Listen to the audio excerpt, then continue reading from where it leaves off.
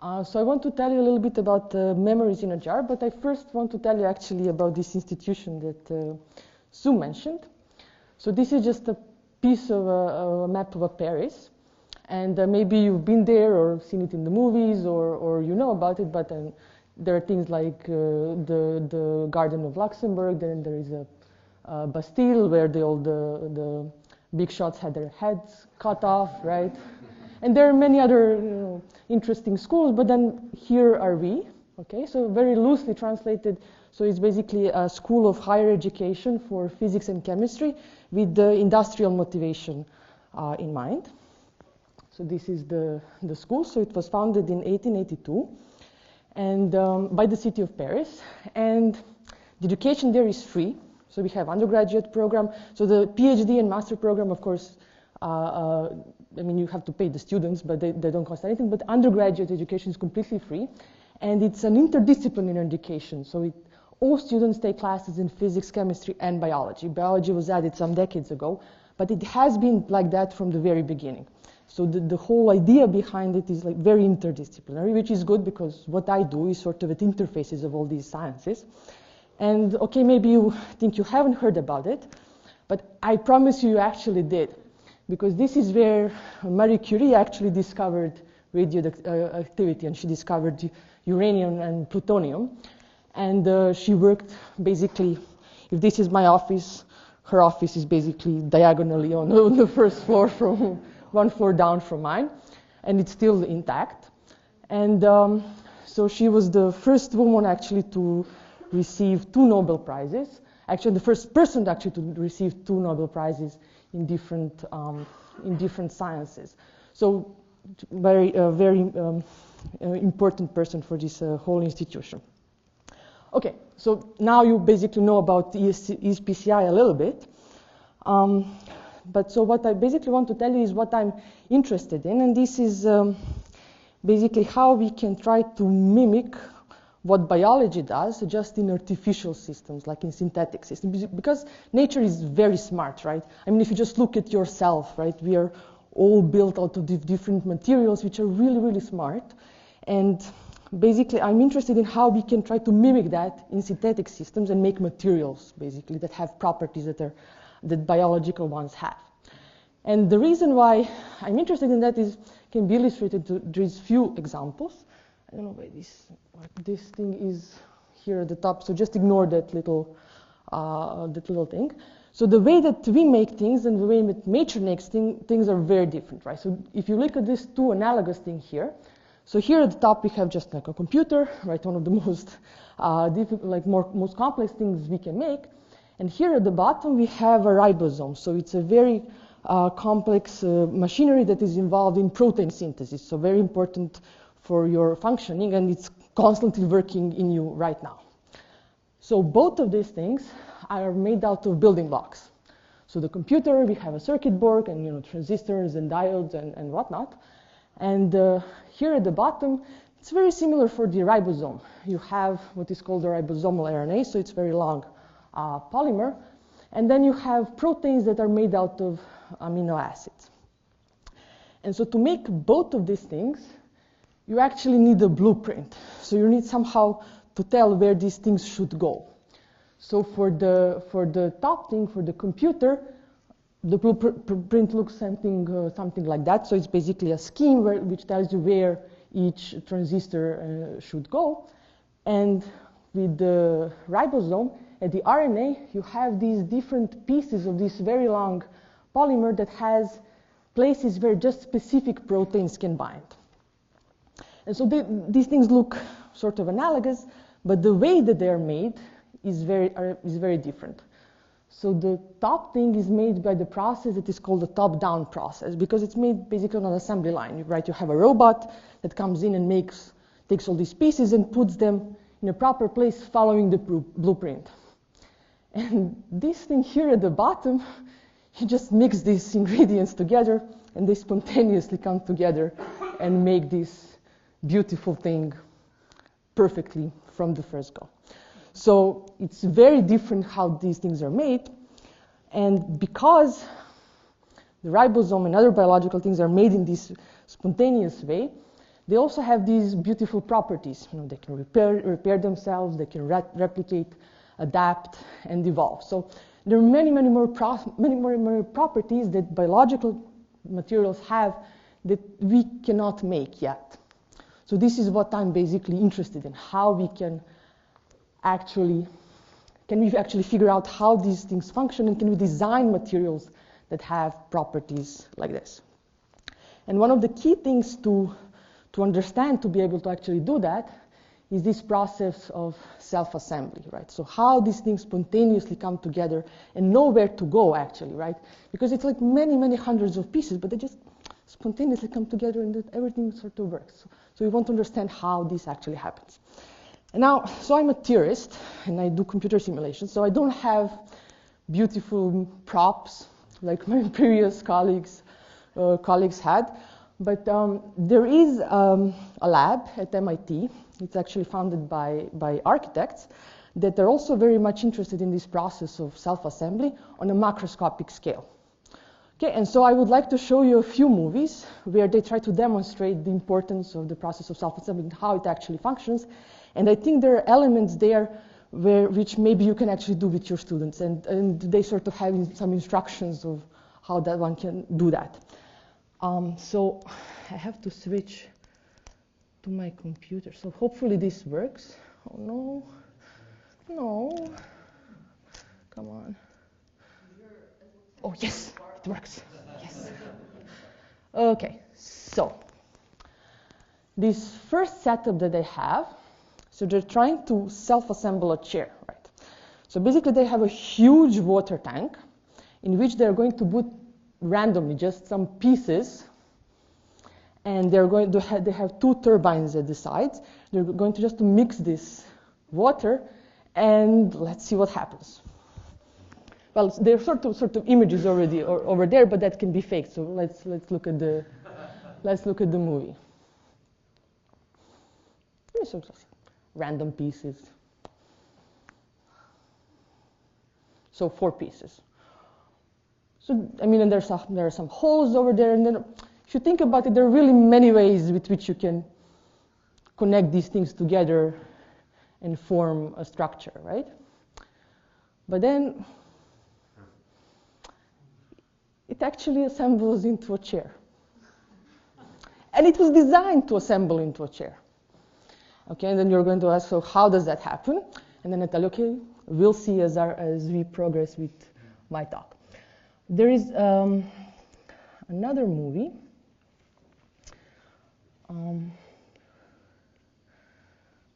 Like they're incredibly.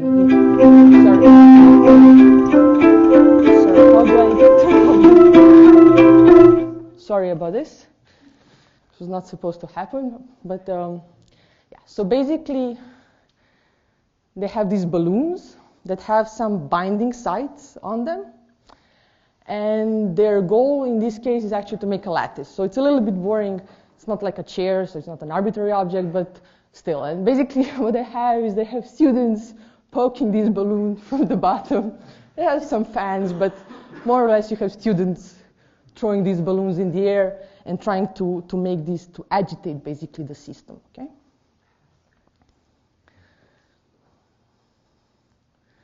And so eventually, you get a cube, and then another cube, and you get a beam, and finally, you get a lattice.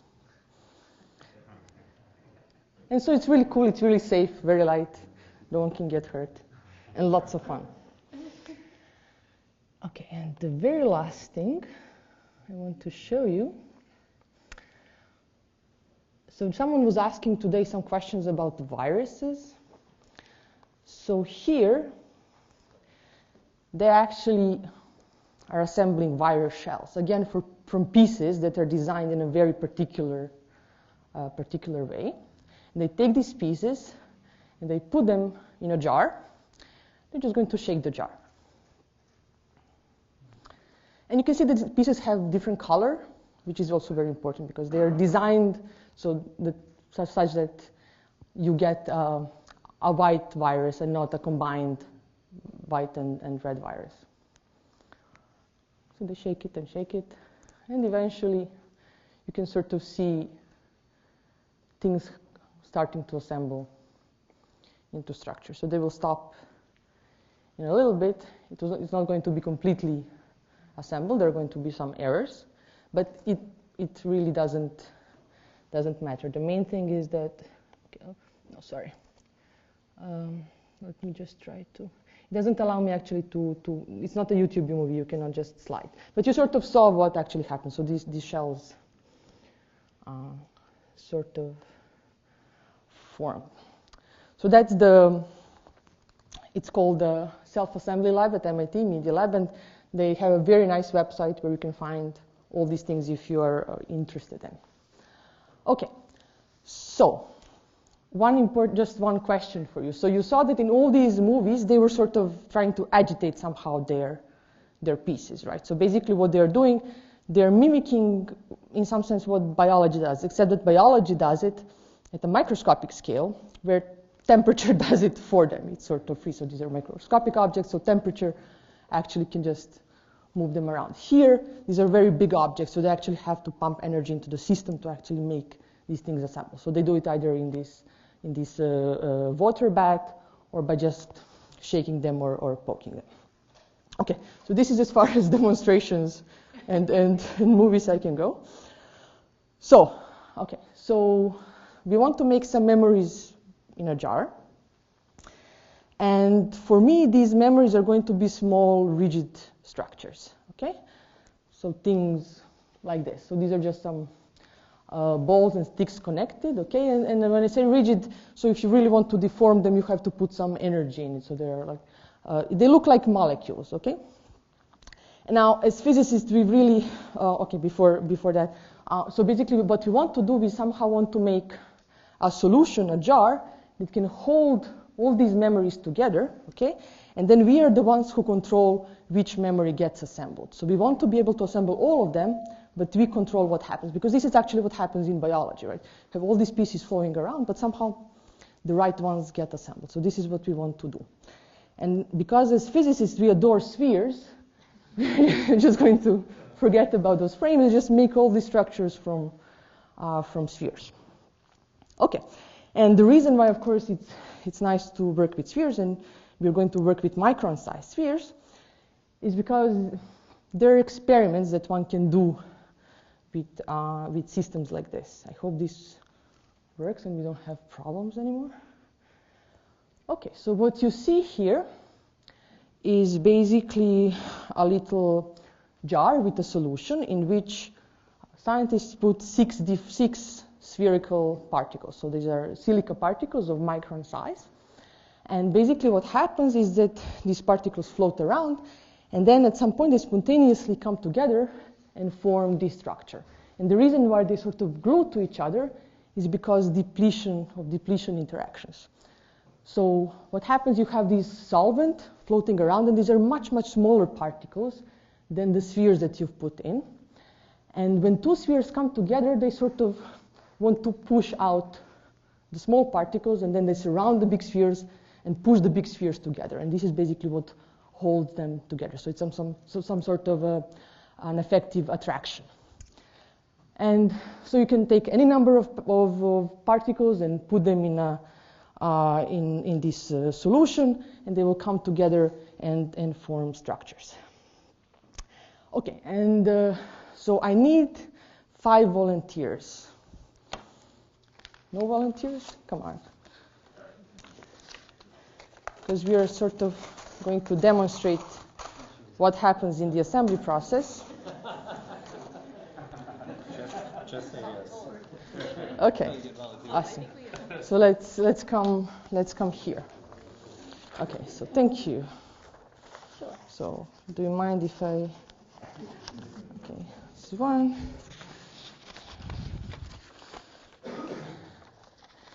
This is 2.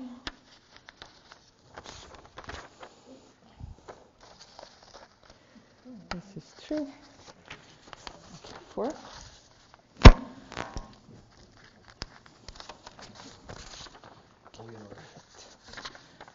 5.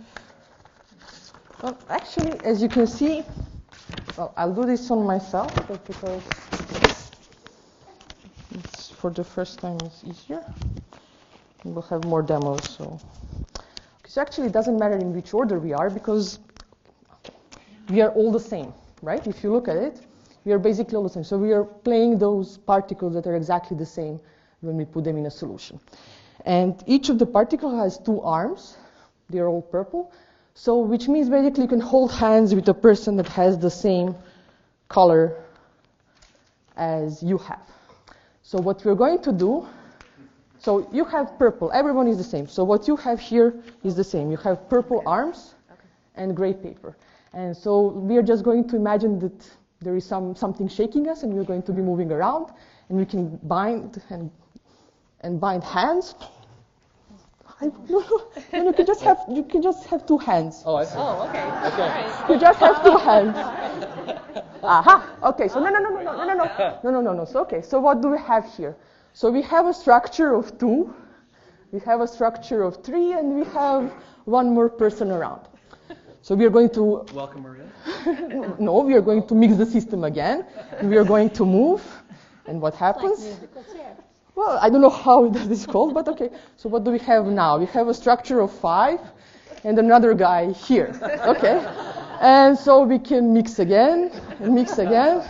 What else can we make? Okay, so we can also make a structure of 6. So thank you. All right. You did a great job. So what I'm trying to say is that if you have identical pieces, okay, there are many different structures that you can make. Okay, as we saw, we could have a dimer, a trimer, a fivemer, could have a whole circle of 6, but we really don't have control over what is happening, okay? Which is something that I want you to keep in mind. Okay, so back to our spheres and our structures, you can play the same game with these spherical objects. And you can ask how many different structures I can make with certain size. And this is something that mathematicians have been enumerating for decades. It's a really, really hard mathematical problem, but they sort of managed to find all the solutions up to n equals 14. It sort of sounds like a small number, but it's really a huge feat of science to actually reach that one. So what we have is this huge database of structures, and the question that we want to ask is, so if I now have these 5 different things that can be made out of 7 particles, how can I make just the one that I want form? Okay, and the answer to that is something that you've experienced for sure in your life, is we're going to basically make puzzle pieces, right? In some sense, because, right, you can make things like this. Now, if these were all identical and you were given without any kind of grooves here, and you were given a task to make an elephant, it would be actually quite hard to do it, and you might end up with who knows what, a crocodile instead of an elephant, and who knows what. But what we have here are pieces that are completely specific, and they have these specific binding sites. And really what you can make is only an elephant. And the reason why you can't do it is because this system has a lot of information. The one that was identical didn't have that much, but this one has really a lot of information, and it really comes from these specific interactions between the building blocks. Okay, so how can we somehow write down this information? So if you want to give someone to make it so that they can actually more easily do it. So if you remember from the very beginning, we were making blueprints of things. And so we are going to make a blueprint for this structure as well. And the blueprint is very simple. So we have all the letters of the alphabet, and we are just going to mark down which letter is next to which. So A is next to B, and then B is next to C and A, and then C is next to D and B, and I don't know, S is going to be next to U, T, P, Q, and R. And there we are going to mark these gray points in this matrix, and white means they are not next to each other. So this is how we make blueprints for specific structures. Okay, so with the puzzle pieces, right, we could sort of engineer these grooves and carve them however we want. But so what do we do with small microscopic particles? It's like much harder to do because we don't actually want to change the sphere shape. We sort of like our spheres, right? And the solution is actually to cover our particles with DNA. And so this is what experimentally is done. So people take these particles and they take double strand of DNA, they cut it to be certain length, then separate the two pieces so they have just single strands, and then they cover particles with these single strands of DNA. And what it means is that if two particles come together, they can only interact if they have this complementary part of DNA. If they don't, they're not going to bind. And that sort of gives you an idea how we can put information into our system. So we cannot carve them, but we are going to put the DNA on them. They will come together and make bonds only if they have complementary strands. And they're actually, I mean, these are experimental results. This is something that has been done for the last 2 decades, field that's been developing for the last 2 decades. And here you have a structure like this that has 7 different types of particles, and they put them together, and they form exactly this structure. They don't make any of the other ones possible with 7. They make exactly that one. And with 6, if they take these particles in different, following different interaction rules, different blueprint. Well, this is a little bit blurry, not on my screen, but here is blurry. But anyway, so they get exactly this structure. And so, okay, so we can use this DNA, which is very cool. But the really cool thing is that, for example, if you just take a length of DNA strand to be 11 bases, so 11 bases, you can make over 2 million different puzzle pieces. Traditionally in chemistry, right, you have 100 atoms, right? You can make only so many molecules, and that's sort of it. If you use DNA on particles, you can make whatever number of different building blocks you want, whatever number of artificial atoms you want. You're not limited by the 100 given by the chemistry. So it's a huge world, and this is what allows us to daydream at least about building some complex, smart materials, because we are not limited by traditional chemistry. We can do much more than that. Okay, so for this structure here that we wanted to build, this would be an example of a blueprint. So blue means particles like each other, white means they don't like each other. They don't have complementary DNA strand. Okay, so we are running out of time. But the main thing is, so what we basically want to do is we want to take our particles, code them with DNA, put them in a jar, and we want them to assemble a structure that we want, a memory that we want. And again, I need volunteers.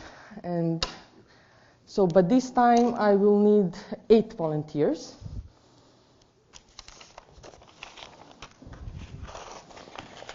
And you too.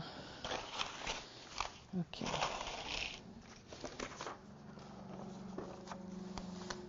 Okay. Sorry. That's right. Okay. Okay.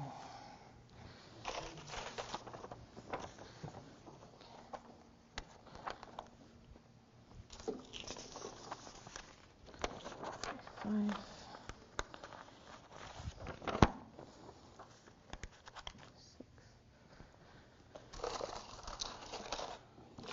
6. 7, 8.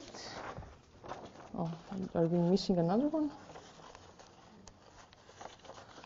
I think we need another volunteer. Where is Sid?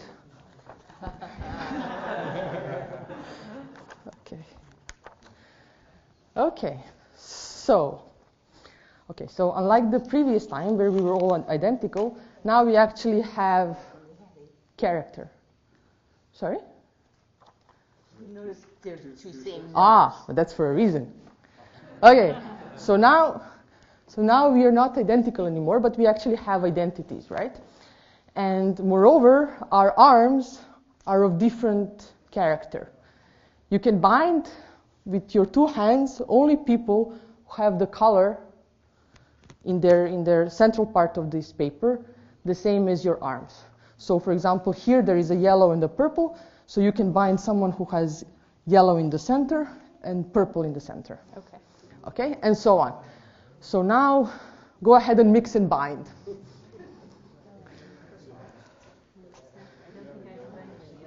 You can. No, you cannot. No. You can bind someone who is completely yellow in the center. I see. So yellow in Arms only, right? So yellow means you can bind number 1 here, Okay. and you can bind here. Yeah, I can bind. Exactly. Yeah. Sorry. I'm not.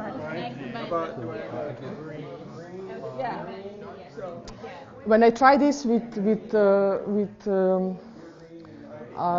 primary school kids, what ends up happening, they just keep running around and actually nothing happens. Here people are actually thinking about what is happening. And of course, they're talking a lot, okay? If you imagine a mixture where this is happening, there is really no talking. However, there is some silent talking because you can only bind to a partner that is complementary to you. So although they're not talking, if they come together, if they see they don't like each other, they're just going to go away. So what happens? No. Okay, so you two can definitely come together. This is fine. Nature is definitely smarter than us. Okay, let's see, what do we have here? Someone is holding someone hands. No, you cannot bind together. You guys cannot bind. No, you cannot. Well, you can bind only from this side. So you can go here, and you can bind from this side. Okay? You can bind from that side. You can bind from that side. You can bind from that side. Awesome. Okay, so I can bind with him, I think. Yeah, you can bind with him. Right, okay. Okay. So what happened here is that this guy formed a 6 loop and we have 2 extra. Yeah. But what also could have happened, and this is what I was hoping it will happen, is if I break you guys. No. Here. Okay, and just here. So you can also end up with a polymer of length 8 that cannot bind. Okay, so what I'm trying to say is that although we've put a lot of information into the system, so we don't end with dimers and trimers and all these other things, we can still end up with the wrong solution. Okay? So the question is, how can we correct that? And so that's a final demonstration. And for that, I need those guys. Okay, now these things become very complicated. Okay. Okay. And this is nothing compared to what biology actually does. This is just mild, right? Biology actually has much more complicated things. Okay, so, sorry.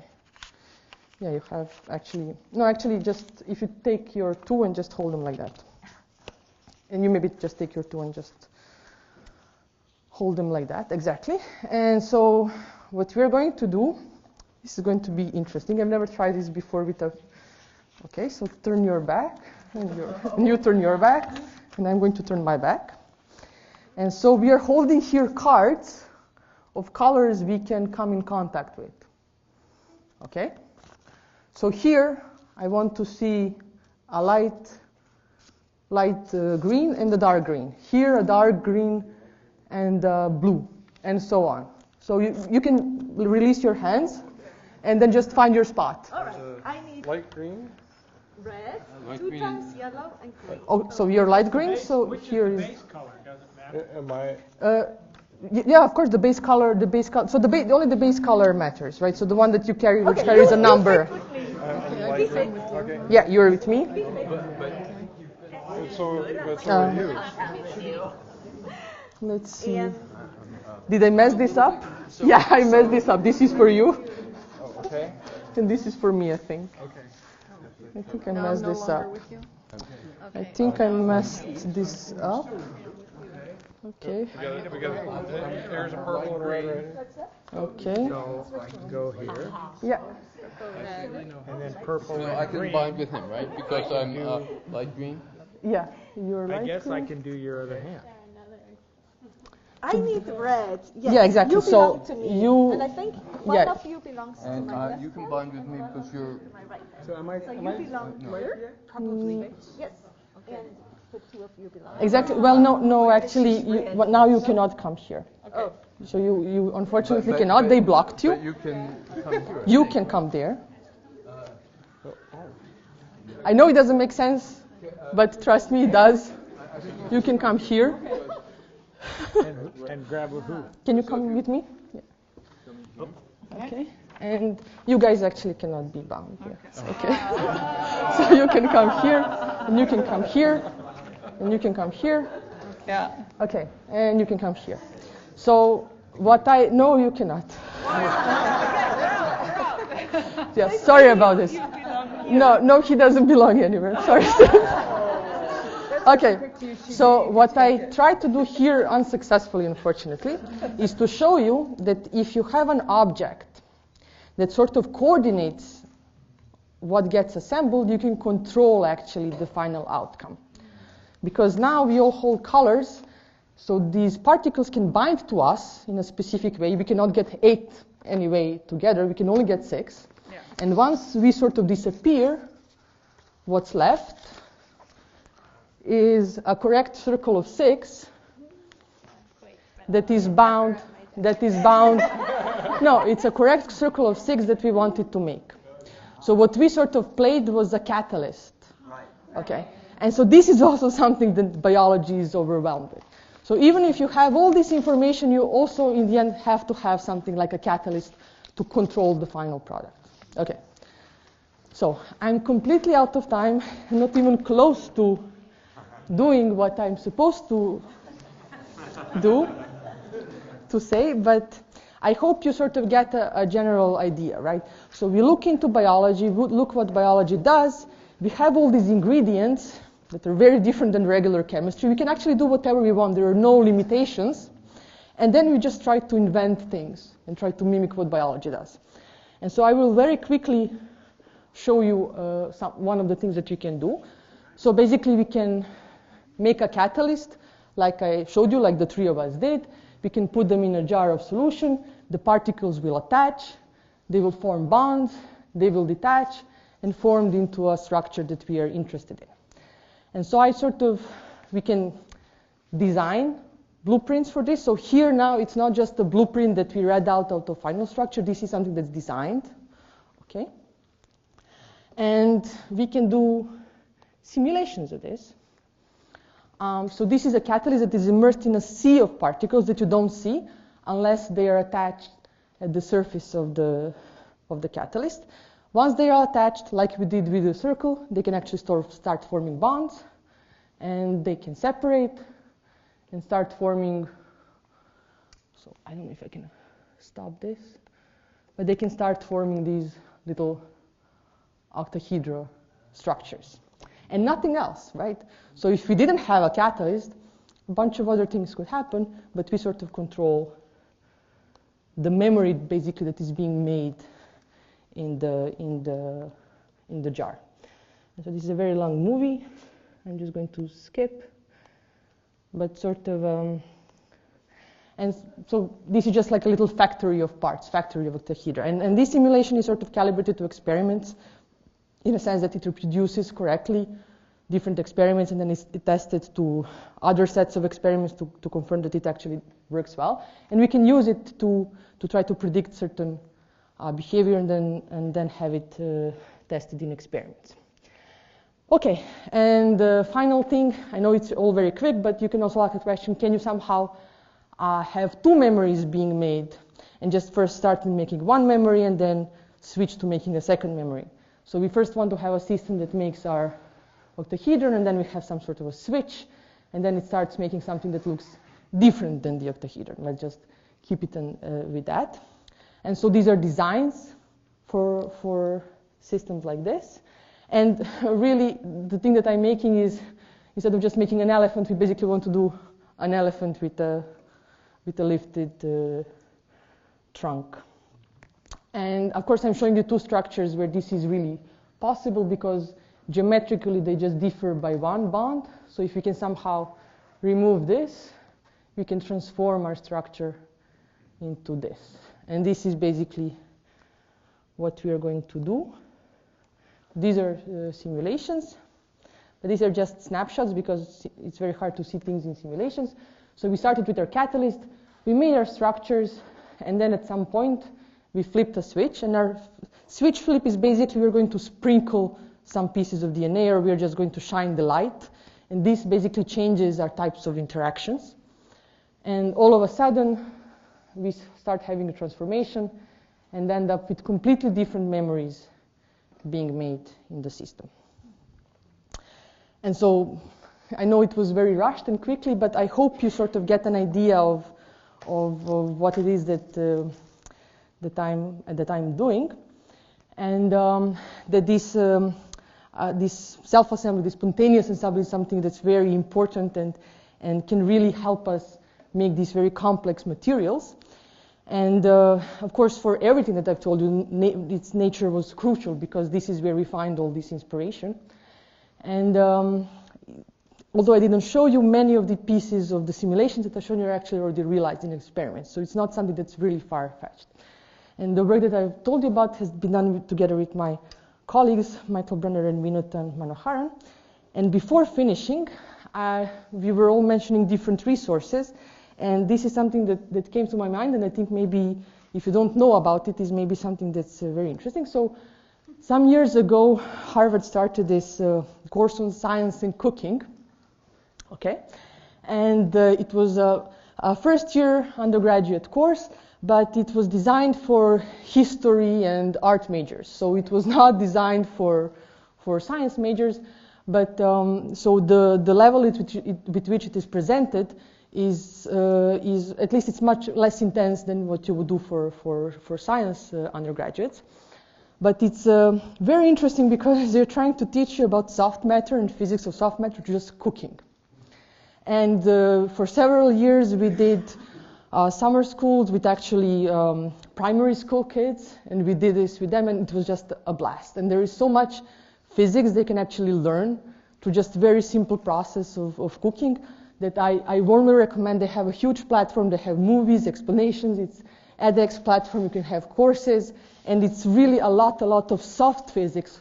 And this is what Nathan mentioned, where you have these soft materials that are described here, and physics of them is described here. So well, with that I will end, and thank you for your attention and for your patience.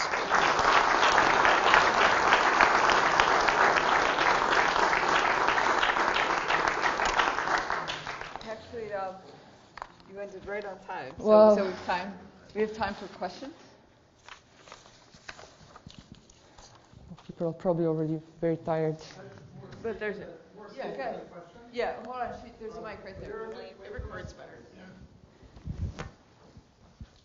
Everything that you just did, UC Davis did something similar where they had cell membranes spontaneously form. Mm-hmm. That was, 3 years ago? And then Miller-Urey, way back. Mm-hmm. Where do you see, I'm looking at what Miller-Urey did, and looking just, what they did is they took a bunch of amino acids, essentially, threw them into a bucket, we're simplifying, and it formed its own cell membrane, the skin that makes up all of us, all on its own. Where do you see any applications of this? Yeah, like what's down the line? Where do you see this going? So what I told you about is very different in several ways. So first of all, the scale I'm talking about is much larger than the scale that you're talking about. So it's a microscopic scale. The second thing is that they took biological material that already does that, what it's supposed to do, and then just took it in a jar and it did that, what it's supposed to do. What we're doing here is figuring out how these things function, what drives them, what are the interactions. So we are not taking these biological materials and just making them. We are trying to understand what we need to do to make them in synthetic, in artificial materials. And if we can do that, we can discover design rules, and then we can actually build, that sort of, when you have design rules, that can help you build much more complex things. So it is, it's a fantastic thing that they can do that, because they can help all kinds of medical applications for sure. But here we are designing materials and trying to understand how we can make those in artificial systems. It's true we use DNA, so you can say, okay, you're also using biological, but here I don't need to know anything about DNA. I don't care about that. For me, DNA is just an interaction. It just tells me who can interact with who. It doesn't do anything else actually biological. I'm not reading on information about it. It doesn't carry information about genome, or it doesn't do anything. It's just my interaction. It's just like what allows me to build this artificial chemistry. So it's true.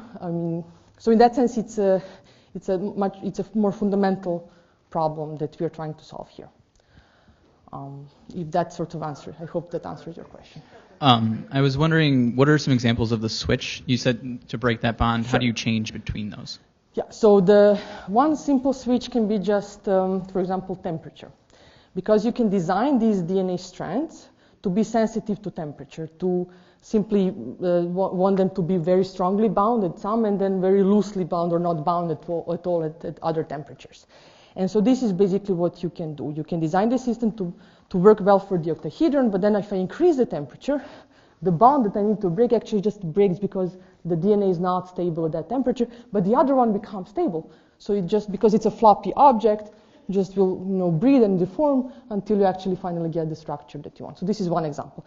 You can also have, you can shine UV light and decompose DNA strands. You can also just sprinkle some DNA strands. This is something that's very, nanotechnology is like, it's really advanced in last years. You can just put these little DNA strands, and then they will attach on the right DNA strands and then separate them and do stuff like just like whole new machinery of things that can be done with it. So those are more complicated. Of course, temperature will be the simplest an example of a switch.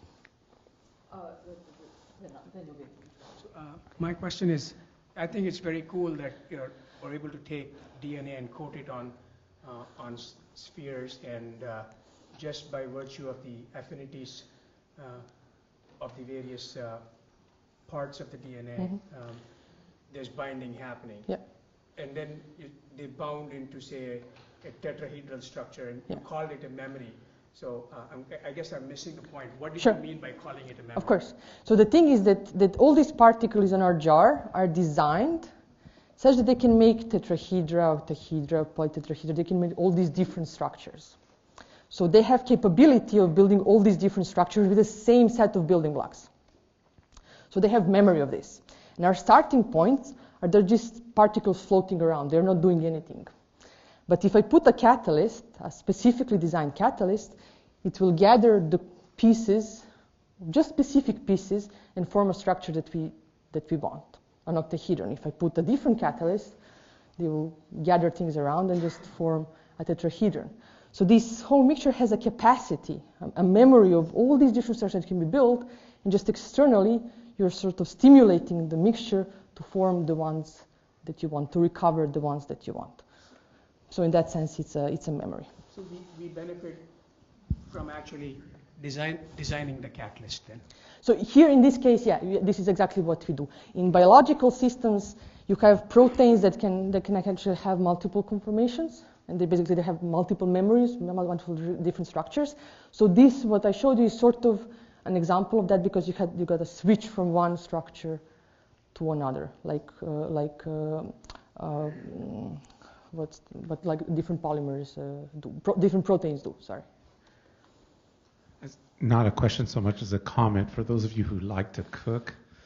At Costco, they sell a book called The Food Lab. I don't know if you've ever seen it before, but if you like to cook, it's a good one. The guy's a scientist and disappointed his parents by becoming a chef. And so it's the science of cooking. It's a big book, 1,000 pages. It's really good. It goes through the scientific method when he's cooking stuff. It's awesome. Yeah.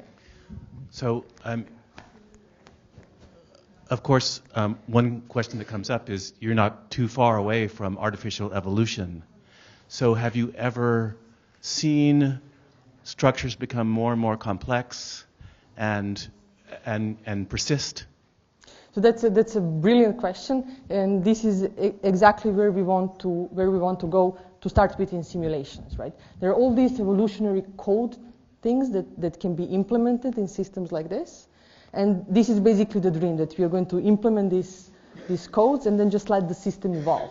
And the hope would be that there are going to be some solutions that, system will evolve until it reaches some solution and not the other, some that will persist, and then we might actually discover something new that we didn't envision beforehand. And sort of that's the dream where we are going. But before we can do that, we need to understand how we can design these things to start with it. So we made some steps towards that, but that's exactly the final goal. Any other questions? Well, okay, I'd like to thank all of you for coming and making the trip. I hope you found it worthwhile, and want to thank the KITP people for. I had fun. Did you have fun? I had enormous fun. Yeah, anyway, did you want to make a few remarks? So I think we really should give all the lecturers a big round of applause.